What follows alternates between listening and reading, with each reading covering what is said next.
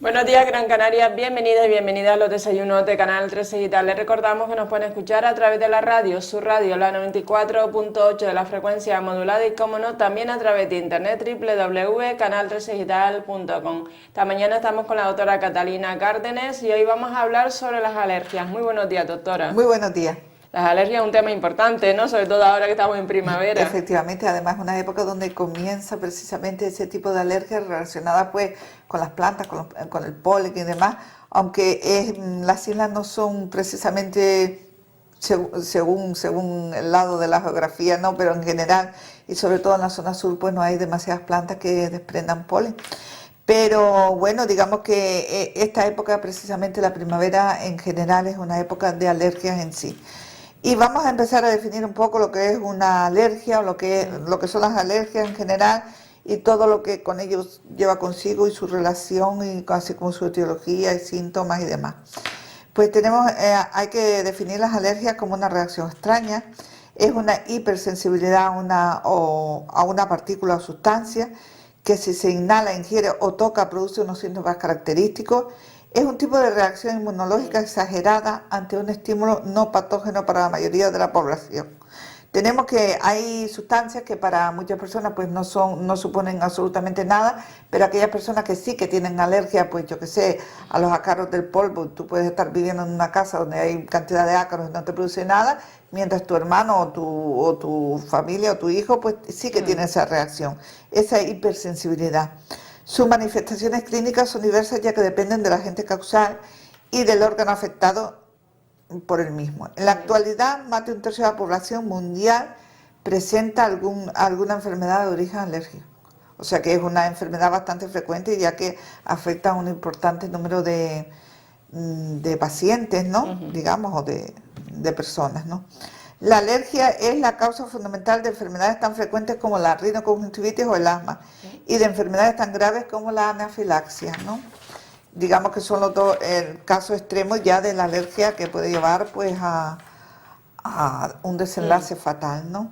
En cuanto a los síntomas, la sustancia o elemento que provoca dicha reacción se denomina alergeno. Cuando nosotros hablamos del alergeno que le produce tal cosa, nos estamos refiriendo a la sustancia que da lugar a esa reacción alérgica. Y los síntomas que provoca pues son definidos efectivamente como reacciones alérgicas o alergénicas.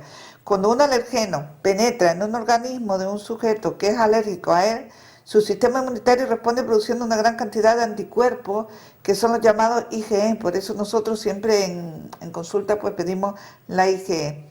La sucesiva exposición al mismo alergeno produce la liberación de mediadores químicos, en particular la histamina, que producirá los síntomas típicos de la reacción alérgica.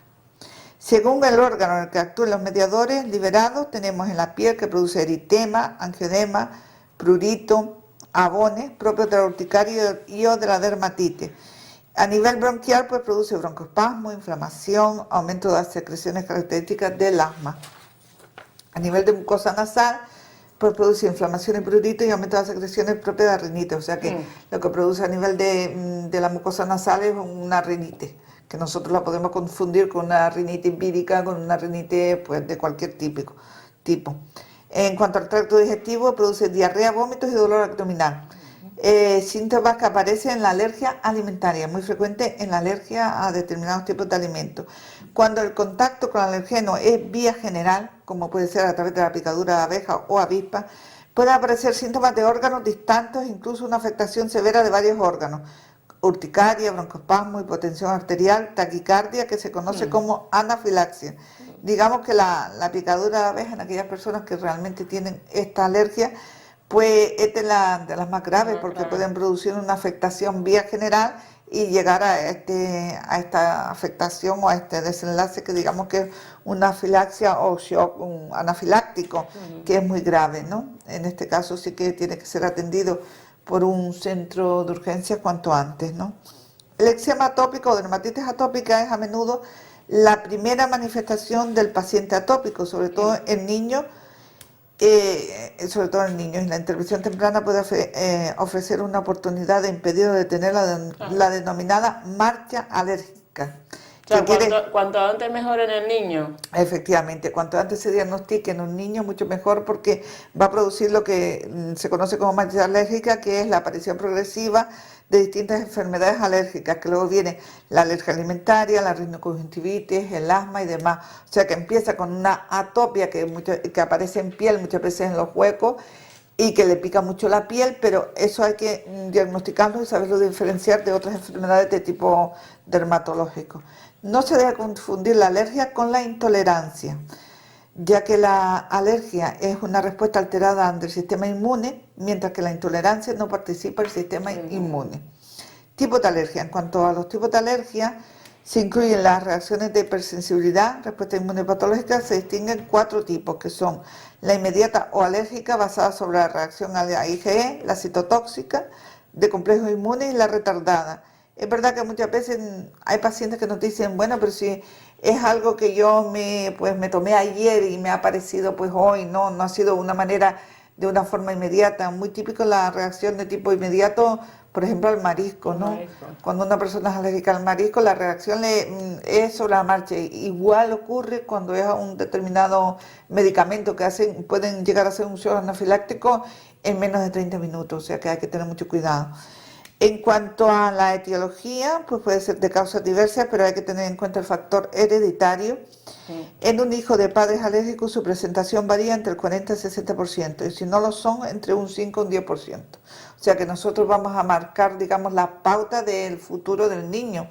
Si nosotros somos alérgicos, tenemos que tener o estar, digamos, atentos a la aparición de algún síntoma en relación con los que nosotros en sí tenemos. Y si no lo son, como decía antes, pues ya ves que la aparición que digamos la de la población general, entre un 5 y un 10%, se hereda la tendencia a ser alérgico, pero no la alergia en sí. O sea que hay más, la predisposición genética se denomina atopia. Por eso siempre en atención primaria, cuando vamos a una consulta, dice, ¿te pregunta usted alérgico? Que yo sepa no. O sea, que yo sepa no. Efectivamente, no solo es usted alérgico, sino hay algún alérgico en su familia, también habría que preguntarlo, porque también hay pacientes que son alérgicos a determinados medicamentos. Sí. Sobre todo se extendió por una época la alergia a la penicilina y bueno, hay también alergias a otro tipo de medicamentos, pero la más grave yo creo que es a antibióticos también, porque al ser un antibiótico que antes se pinchaba mucho en los ambulatorios, pues entonces la reacción ocurría de forma inmediata y si no estábamos preparados pues podía llevar al shock anafiláctico, que es el que es, digamos, muy grave, ¿no? Yo recuerdo que una vez, efectivamente, antes se utilizaba mucho pinchar la farmaproína, ¿no? Entonces, nada, se pinchó una farmaproína y yo pensaba que el paciente había hecho una reacción a la farmaproína porque de repente empezó a haber bichos en el techo y demás, ¿no? Y efectivamente no era una reacción a la penicilina en sí, la había hecho, porque no me extrañaba porque no había tenido los síntomas de un shock anafiláctico, sino digamos donde va incluido la penicilina en sí, a su excipiente. Esa fue la reacción que hizo y que la tenía él exactamente él, nunca más he visto esa reacción. Y bueno, tuvo que venir el 112 y todo, porque fue en Playa de Mogán además, y nada, pues se le trató y bien, no hubo ningún problema. Pero que fue curioso porque, claro, yo además, pues imagínate tú, a un paciente que siempre se le había puesto y en ese momento sí que hizo esa reacción. Pues lo que decíamos que la predisposición genética se denomina atopia, definida como la tendencia personal o familiar para producir anticuerpos IgE en respuesta al alergeno. Por tanto, la atopia no significa presencia de enfermedad alérgica, sino una tendencia aumentada a desarrollarla. Otra causa de alergia es el exceso de higiene por parte del paciente, especialmente en la piel. Eso no quiere decir ya que se lava mucho, ¿no? Efectivamente, hay personas que exageradamente... Se lava mucho las manos. Sí, exageradamente.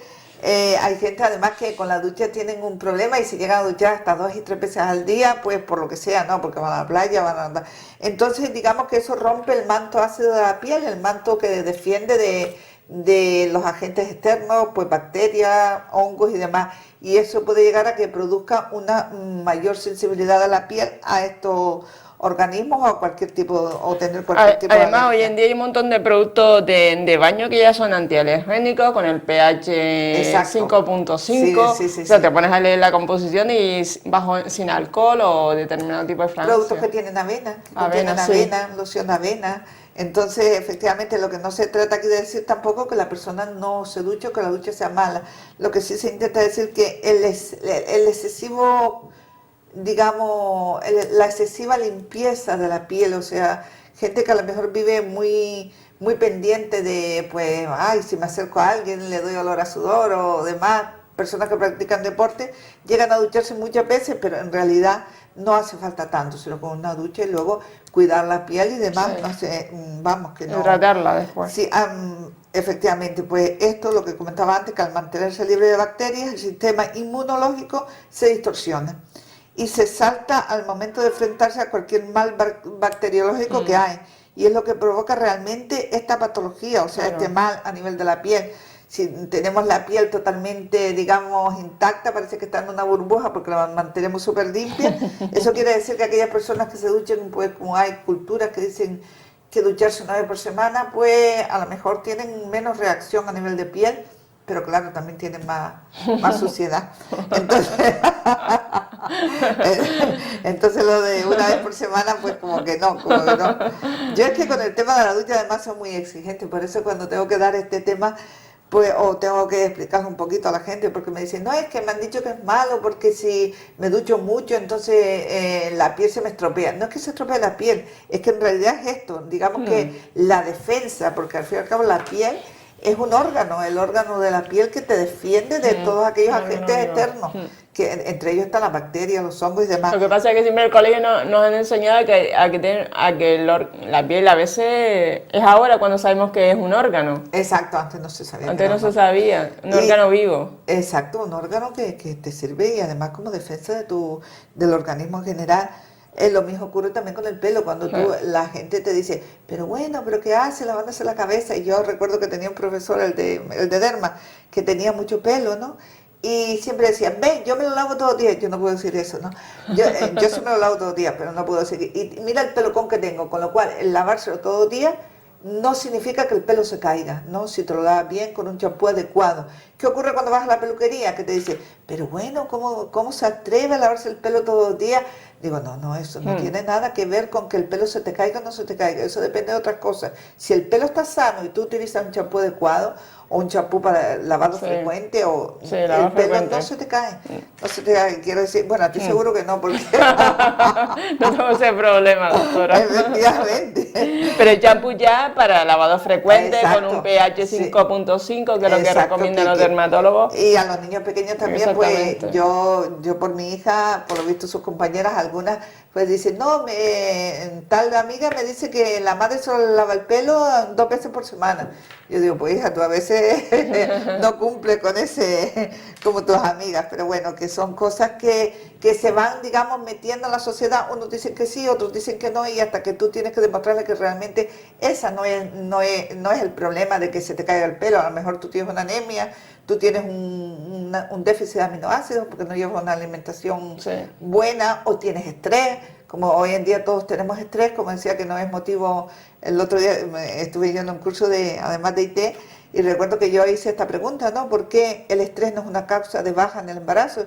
Y me comentaba la doctora encargada de la unidad de salud laboral que efectivamente el estrés no lo era, porque todos tenemos estrés.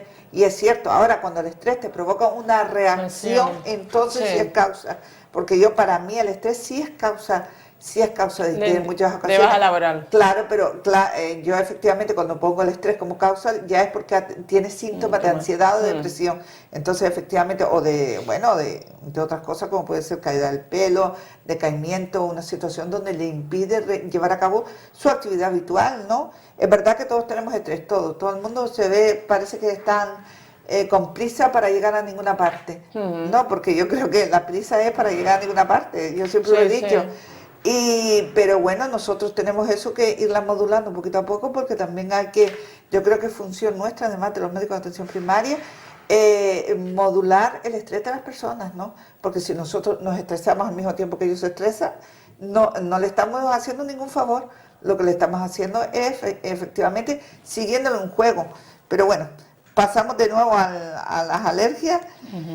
Hay diferentes grupos de alergenos capaces de producir los síntomas característicos de las enfermedades alérgicas, como son los alimentos, medicamentos, venenos de insectos o alergenos que penetran por vía respiratoria. En este caso, los pólenes, como decía antes, el polen.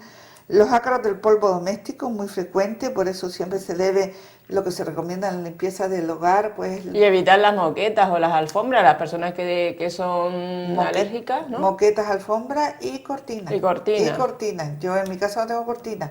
Y es curioso porque la gente entra y a lo mejor me dice, bueno, pero es que las cortinas o las lavas una vez por semana y eso yo creo que vamos, es prácticamente... Pero atrapa mucho polvo. Atrapa mucho polvo aunque sea en una semana solo. Entonces los hongos y los epitelios de los animales, los epitelios que están en el pelo de los animales además, pueden producir una reacción alérgica y bueno, y las personas que tienen animales en casa, pues evidentemente pues no van a querer prescindir de ese animal, sobre todo cuando tienen niños pequeños y los niños se encariñan con el animal, pero cuando esto lleva a reacciones frecuentes de tipo pues asmático o de rinitis, pues tienen que plantearse. Yo simplemente le digo, tienen que plantearse. En cuanto a la clasificación de las alergias, pues tenemos alergia a los alimentos, alergia al polen, que es la polinosis, alergia a los ácaros del polvo, alergia a las picaduras de ciertos insectos, como la abeja. Yo para mí la abeja es la que más así, digamos, miedo le tengo. Alergia a los animales en general, pero alergia a los metales. Dentro de las alergias a los metales tenemos que tener en cuenta que la más frecuente es el níquel, que es una reacción de tipo 4, una reacción de hipersensibilidad, y que muchas veces está en la bisutería, pero que muchas veces también en el oro de baja calidad está mezclada con el níquel, con lo cual muchas personas llegan a tu consulta y te dicen que tienen alergia al oro, y no es alergia al oro en sí, sino es alergia al oro porque está, digamos, adulterado o mezclado con otro metal que no es un metal como el oro, un metal noble. En cuanto al cuadro clínico, puede producir alteraciones a nivel de piel, como eczema de contacto, a nivel pulmonar, asma, neumonía intersticial, a nivel ocular, la conjuntivitis típica de esta época. En esta época vienen muchas conjuntivitis y no son conjuntivitis ni bacterianas ni nada, son conjuntivitis alérgicas en sí. Alérgicas pues puede ser al polen, puede ser a cualquier cosa que digamos que esté en contacto con la vista o con los ojos. Queratitis puede producir también, y a nivel digestivo lo más frecuente es que produzca vómito. A nivel hematológico puede producir también trombopenia. En cuanto al diagnóstico, pues como siempre, el diagnóstico tiene que llevar a cabo una buena historia clínica del paciente con antecedentes familiares y un examen físico, así como un examen también de sangre, eso de entrada. En cuanto a las pruebas complementarias, pues para identificar el alergeno, el método diagnóstico más frecuente son las pruebas realizadas en la piel, los test cutáneos o PIC-T. Lo que pasa es que hay que decir que es verdad que los test cutáneos o PIC-T, que no lo puse aquí, eso lo realizan en alergia. Los alergólogos. Pero ya nosotros le tenemos que, digamos que, argumentar un poco en la interconsulta que le enviamos para orientar a que efectivamente es una alergia a través de los síntomas y a través de la analítica de sangre. En cuanto a los niños, independientemente de la edad del niño, si tienen síntomas de alergia, deben someterse a un test de alergia. En cuanto a los síntomas del niño, tenemos que aparecen a nivel de piel, prurito, eritema, urticaria, síntomas gastrointestinales como hinchazón de labios o lengua.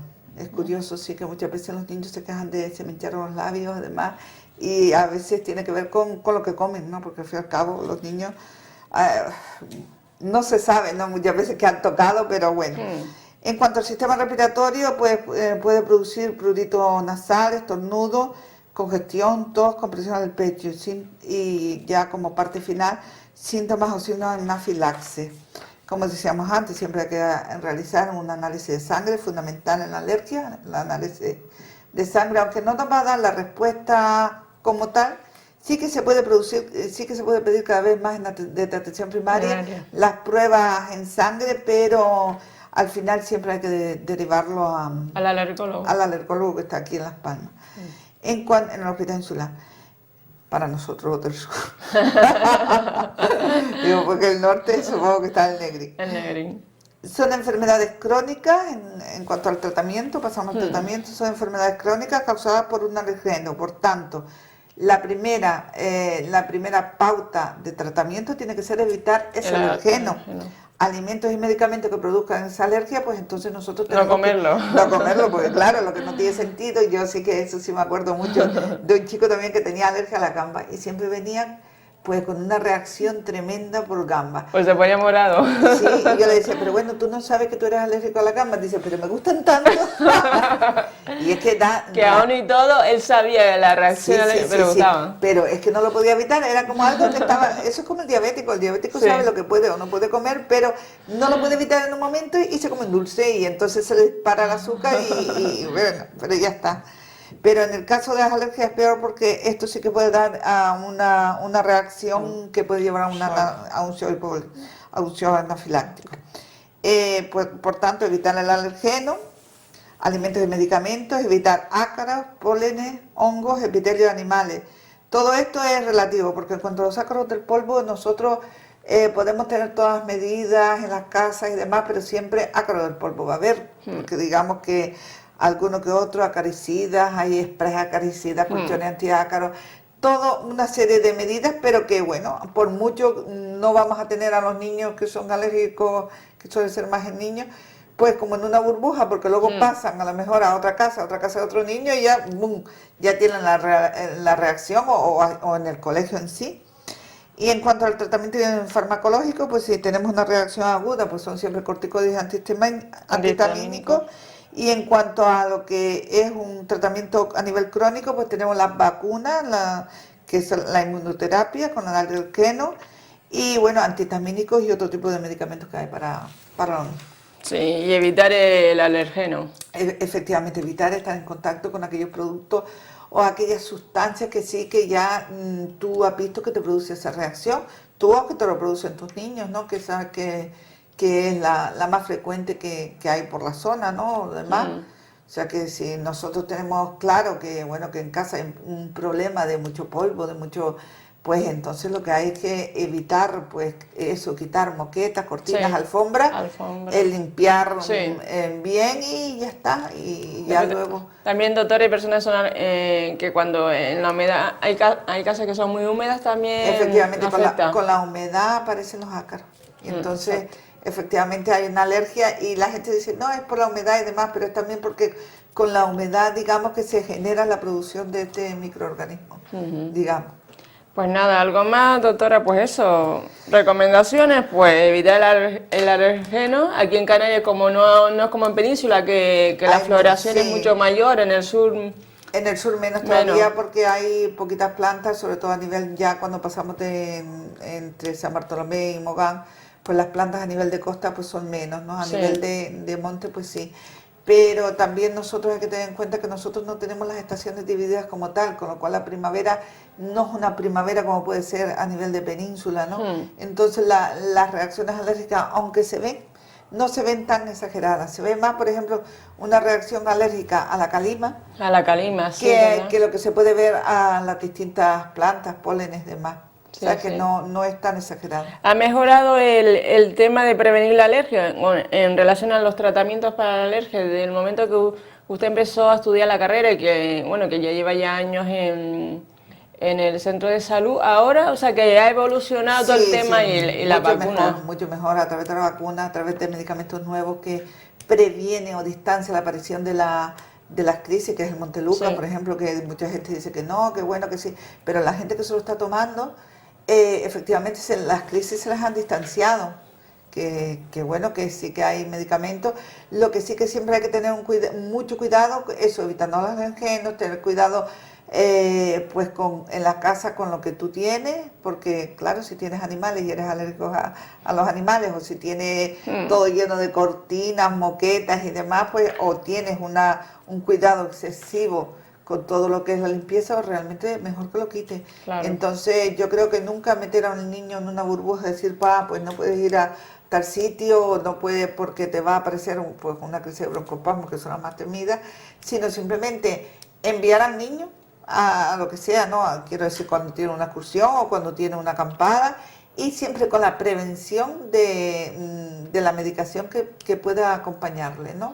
De la medicación que el niño está acostumbrado y con una notita de, bueno, de lo que la madre o el padre esté acostumbrado a hacer cuando le ocurre esa crisis de broncoespasmo, pues si llevarlo al centro de salud, o si le da pues la medicación que tiene que le acompaña, pues esa medicación. Yo creo que no, tampoco no lo podemos, si tenemos en cuenta que hay niños que están peor, mucho peor, que tienen patologías más graves y que sí que se van de acampada y que se van en colonias y demás, lo que no podemos por una alergia evitar que el niño salga y salga de una manera normal, no digamos... Sí, a veces hay estudiantes que se van después a estudiar fuera y esa alergia o le desaparece, o realmente los síntomas son menores, ¿no? Porque tiene que ver con el cambio de clima, aunque sea más frío, pero es un frío seco. A veces los fríos secos no producen esa alergia tan fuerte que produce el frío húmedo que aquí a veces hay. Entonces, pues, desaparece y se quedan bien. También es verdad que a lo mejor están menos protegidos y ya ni se dan cuenta. No se dan cuenta. Y ya están en otra situación. También yo conozco personas que son alérgicos a determinadas frutas tropicales, entre ellas el kiwi, o frutas que tienen así una pelusilla como el durazno, el albaricoque, ¿sabes? Efectivamente, lo que es la piel de esa fruta. Sí. Y al coco, por ejemplo, a productos tropicales, muchísimo. Tienen una reacción, pero bastante fuerte. En este caso, pues claro, hay que acudir a un centro de salud porque hay que poner corticoides. Yo recuerdo, además, eso me pasó a mí en mi propia, en mi propia vida, que me fui de viaje a Inglaterra, ¿no? Y entonces se vendía leche de coco en unas latitas, ¿no? Y a mi hija le gusta mucho la leche de coco. y se la tomó, ¿no? Y menos mal que yo en ese momento llevaba corticoides, porque como ella tiene un poquito de alergia, porque si no, ella me ve en Inglaterra acudiendo, corriendo al hospital. Y ya desde que me dice coco, y es que todo lo que tenga coco le gusta, ¿no? Entonces, pero es alérgica fue alérgica en ese momento nada más. Y en cambio toma las bolitas de coco, además, y no tiene alergia, porque es otro coco diferente, está tratado, está seco, pero aquello era una leche de coco, un líquido un tanto extraño, ¿no? Pero que a ella le encantaba. Pues nada, lo dejamos aquí, doctora. Pues nada, pues recomendaciones, pues eso, lo que usted estaba diciendo antes, evitar el alergeno y sobre todo en casa, pues quitar alfombras, moquetas, cortinas, todo lo que pueda atrapar polvo fácilmente, porque realmente... No, y yo pienso también que lo que no hay es que agobiarse mucho por el tema, porque hay veces que las personas se agobian y mira lo que me ha salido en la piel, digo, pero ya se te irá, tranquilo, usa esto, o sea que a veces nosotros hacemos de una enfermedad pequeña, porque esto al fin y al cabo no es una gran enfermedad, porque las grandes enfermedades son las que no, para mí las que no tienen remedio, estas tienen remedio, y entonces se le puede poner el remedio adecuado y ya está, o sea que no... Y sobre todo, doctora, ante cualquier duda, pues evitar el doctor Google y acudir a su médico cabecera, que usted siempre lo dice. Acudir o bien al centro de urgencia, o bien si está aquí, pues llamar al 112 o al servicio de urgencia que le corresponda si está afuera, ¿no? Porque también hay que tener en cuenta eso, que la gente pues muchas veces tienen miedo de ir fuera por, ay, es que soy alérgico, no sé qué, soy alérgico tal, pero no, a veces, como tú bien dices, fuera justamente no viene la alergia. No viene la alergia. Pues nada, pues muchísimas gracias, doctora, por estar aquí esta mañana. Pues nada, ya hemos terminado, pues espero que la entrevista con la doctora Catalina Cárdenas, que hoy hemos tratado el tema de la alergia, haya sido interesante. Recordar que esta entrevista será colgada en el Facebook de Canal 13 Digital. Muy buenos días, Gran Canaria.